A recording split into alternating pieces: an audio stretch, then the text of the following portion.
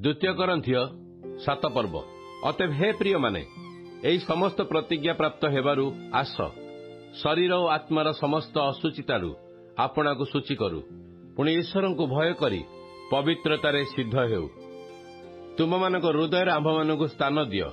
आंभे माने कहारी अन्याय करिनाहु, काहाकु नष्ट करिनाहु, कहारी क्षति करिनाहु।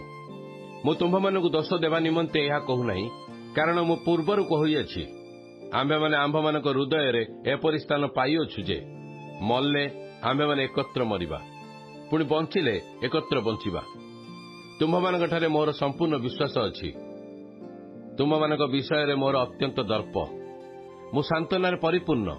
आंभ मानकर समस्त क्लेशरे मोर आनंद उछुली पड़ुछि, कारण माकी दिनिया रे उपस्थित हेला उतारे मध्य बाहर युद्ध भीतर भय एहीपरि सर्वप्रकार क्लेश भोग करिबारु आंभ मानक शरीर सुधा विश्राम पाइला नहीं। तथापि भग्न उत्साह मानक सांत्वना दियंती जे ईश्वर से तीतस्क आगमन द्वारा आंभ मानक सांत्वना देले। आउ केवल तांक आगमन द्वारा नुहे, किंतु जो सांत्वना द्वारा से तुम मानक विषय सांत्वना प्राप्त होइथिले ताहा द्वारा मध्य सांत्वना देले। कारण से तुम मानकर आग्रह तुम मानक विलाप मो सपक्षरे तुम मानकर उद्योग विषय आंभ मानक जणाइले। सेथिरे मु आहुरी अधिक आनंदित हेली। एणु मोहर पत्र द्वारा यद्यपि मु तुम मानक दुख देली तथापि मु सेथि सकाशे दुखित नुहे। से पत्र तुम मानकर अल्पकाल निमंते सुधा दुख देइथिबार देखि मु दुखित होइथिले सुधा एबे आनंद करूअछि। तुमे माने जे दुखित हेलो एथिपई नुहे, मात्र तुम मानकर दुख जे तुम मानकर मन परिवर्तनर कारण हेला एथिपई जेणु आंभ मानक द्वारा तुम मानकर जेपरि कोनोसी क्षति न हुए सेथिपई तुमे माने ईश्वर को इच्छा अनुसार दुख प्राप्त हेलो। कारण ईश्वर को इच्छा अनुसार जो दुख ता परित्राण निमंते एपरि मन परिवर्तन जन्माए जा सकाशे अनुताप करने पड़े नहीं, मात्र सांसारिक दुख मृत्यु जन्माए।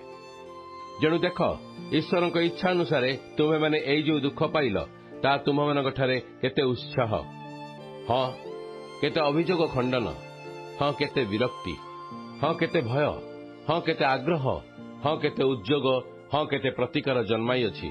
ए विषय तुम्हें माने संपूर्ण निर्दोष बोली प्रमाण देई अछ।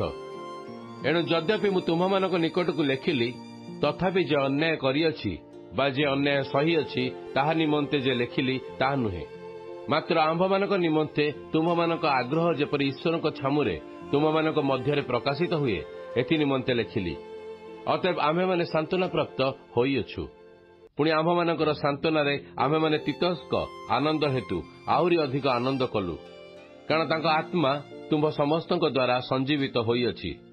जेणु जदि कौनसी विषय रे तीतस्क निकटरे तुम मानक संबंध रे मु दर्प करिअछि तेबे लज्जित होई नहीं, बरं जेपरि आंभे माने समस्त विषय रे तुम मानक सत्य कहिथिलु सेहीपरि तीतस्क सम्मुखरे आंभ मानकर दर्प मध्य सत्य बोली जणा जाइअछि। आउ किपरि भय और कंपरे तुमे माने तांकु ग्रहण करी समस्ते तांकर बाध्य हेल, यह स्मरण करी तुम मानक प्रति तांक अंतरर स्नेह अधिक वृद्धि पाइअछि।